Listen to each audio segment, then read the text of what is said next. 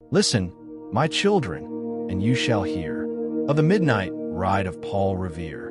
It was the night of April 18th, 1775. Boston slept under a tense, uneasy silence. The British Army controlled the city. Fear floated in the cold night air like invisible smoke.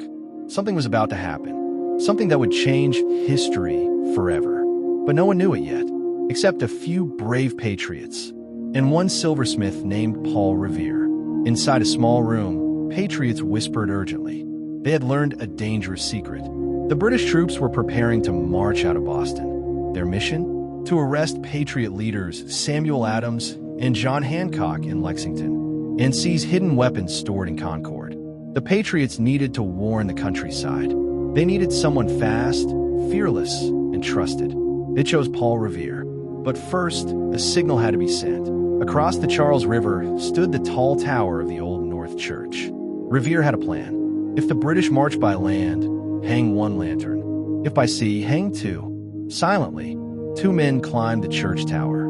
Their hands trembled as they lifted the lanterns. 1, 2. The lights shone through the darkness. The signal was sent. Paul Revere quietly left Boston by rowboat.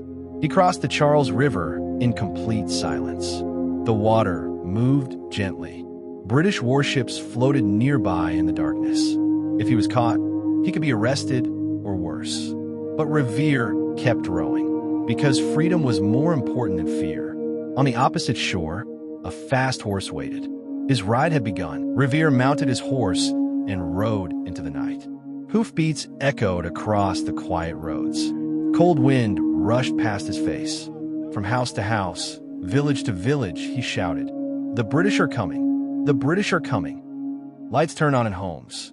Farmers woke up. Men grabbed their muskets. The alarm spread like wildfire through the countryside. Paul Revere was not alone. Other riders, like William Dawes and Samuel Prescott, joined the mission. Together, they raced through towns, spreading the warning. Church bells rang. Dogs barked. Voices shouted in the darkness. An entire colony was waking up. Suddenly, British officers appeared on the road. They stopped Revere. He was captured, questioned, threatened, but it was too late. The warning had already spread across Massachusetts.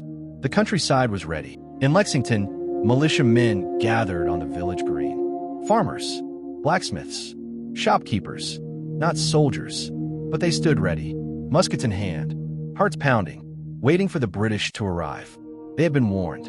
Thanks to Paul Revere, at dawn, British troops marched into Lexington. No one knows who fired first, but a shot rang out. The first shot of the American Revolution.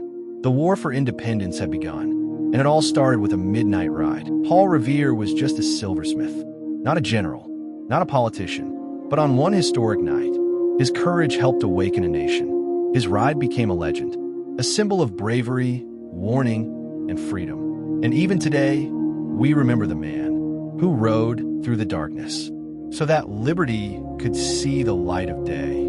That man was Paul Revere.